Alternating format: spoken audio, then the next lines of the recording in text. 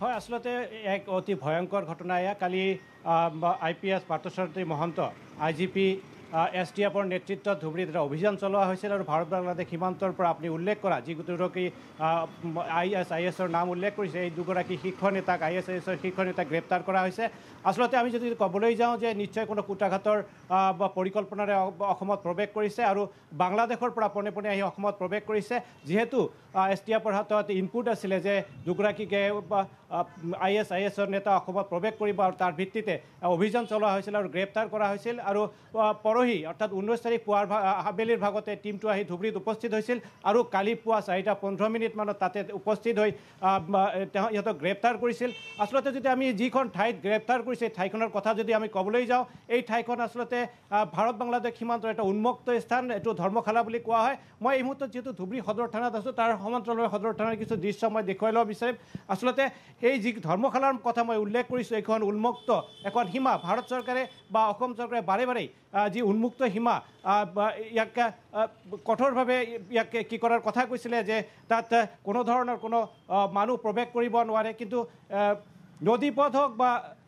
নদী বিশেষকৈ নদী পথেৰে বিভিন্ন ধৰণৰ যিসকল সন্ত্ৰাসবাদী হওক বা চোৰাং কাৰোবাৰী হওক অসমত প্ৰৱেশ কৰি আছে আৰু অসমৰ মাজেৰে ভাৰতবৰ্ষৰ বিভিন্ন ঠাইলৈ প্ৰৱেশ কৰি আছে আৰু কালি যিখন ঠাইত ইহঁতক গ্ৰেপ্তাৰ কৰা হৈছিল সেই ঠাইখন আচলতে বৰ্তমান ব্ৰহ্মপুত্ৰৰ চৰত পৰিণত হৈছে আৰু তাত পদপথে অহা যোৱা কৰিব পাৰি আৰু সেই যি সুযোগ গ্ৰহণ কৰি ইহঁত আহি ইয়াত উপস্থিত হৈছে আচলতে এই উন্মুক্ত সীমাৰ কথাটো বাৰে বাৰে উল্লেখ কৰা হৈছে আসু হওক বা বিভিন্ন দল সংগঠনে হওক উন্মুক্ত সীমা বন্ধ কৰাৰ বাবে যি দাবী উত্থাপন কৰিছে ভাৰত চৰকাৰে কিন্তু সম্পূৰ্ণৰূপে বিফল হৈছে আৰু STFৰ যদি ইনপুট নাথাকিল হয় তেনেহ'লে হয়তো কালি ইহঁত দুটা ইয়াতে অসমৰ বিভিন্ন প্ৰান্তত গ'লে হয় আৰু যিহেতু যি পৰিকল্পনা সেই পৰিকল্পনা হিচাপে কাম কৰিলে যিহেতু ইহঁতক STFৰ নিজৰ কবলত ৰাখিছে আৰু পুষ্টাছ অব্যাহত ৰাখিছে আসলতে ইহঁতে কি পৰিকল্পনাৰে ভাৰতত প্ৰৱেশ কৰিছে অসমত প্ৰৱেশ কৰিছে এই পুষ্টাছৰ অন্তত বা ইহঁতক খোজপোছৰ অন্তত হয়তো কিছু তথ্য পোহৰলৈ আহিব এই মুহূৰ্তলৈকে যিহেতু যি বিভাগীয় ফালৰ পৰা কোনো ধৰণৰ তথ্য সদৰি কৰা হোৱা নাই এই সম্পূৰ্ণ বিষয়টোক এক গোপনভাৱে ৰখা হৈছে আৰু তদন্ত অব্যাহত ৰখা হৈছে সেই বৰ্তমানলৈকে আচলতে কি পৰিকল্পনাৰে এই ISIS দুজন অসমত প্ৰৱেশ কৰিছে আৰু অসমৰ পৰা ক'লৈ ইহঁতে যোৱাৰ পৰিকল্পনা কৰিছে এই সমগ্ৰ বিষয়টো বৰ্তমানলৈকে এক অন্ধকাৰত আছে আৰু হয়তো কিছুদিনৰ মূৰতে বা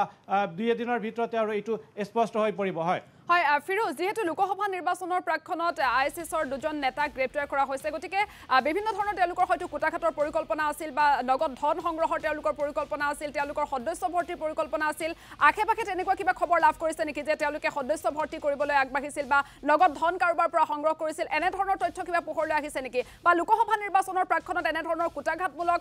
কাম-কাজৰ কথা যেতিয়া পোহৰলৈ আহিছে তেওঁলোকে যি পৰিকল্পনা কৰিছিল এই সন্দৰ্ভত ধুবুৰীবাসীৰ কেনে ধৰণৰ প্ৰতিক্ৰিয়া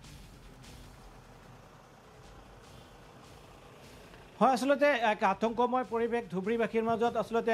সচেতন মহলৰ মাজত বা বস্তুটো ইতিমধ্যে প্ৰচাৰ হৈছে যে ISISৰ নিচিনা সংগঠনৰ যি মুৰব্বীৰ নিচিনা দুজন সদস্য অসমত প্ৰৱেশ কৰিছে এইটোলৈ যিসকল সচেতন মহল আছে যিহেতু সচেতন মহলৰ মাজত বিভিন্ন সামাজিক মাধ্যমৰ জৰিয়তে বা টিভিৰ জৰিয়তে প্ৰচাৰ হৈছে এক আতংকময় পৰিৱেশৰ সৃষ্টি কৰিছে আসলতে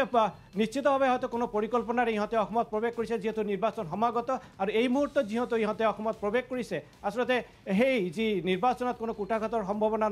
থকাৰো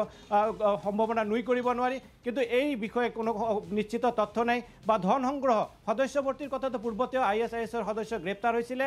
আৰু এইবিলাকৰ যি ধৰা পৰিছে ইতিমধ্যে যিসকল গ্ৰেপ্তাৰ হয় ফিৰোজ আলম আপোনাক এই মুহূৰ্তত ধন্যবাদ জ্ঞাপন কৰিছোঁ আপুনি এই সন্দৰ্ভত আমাৰ দৰ্শকসকলক সবিশেষ জনোৱাৰ বাবে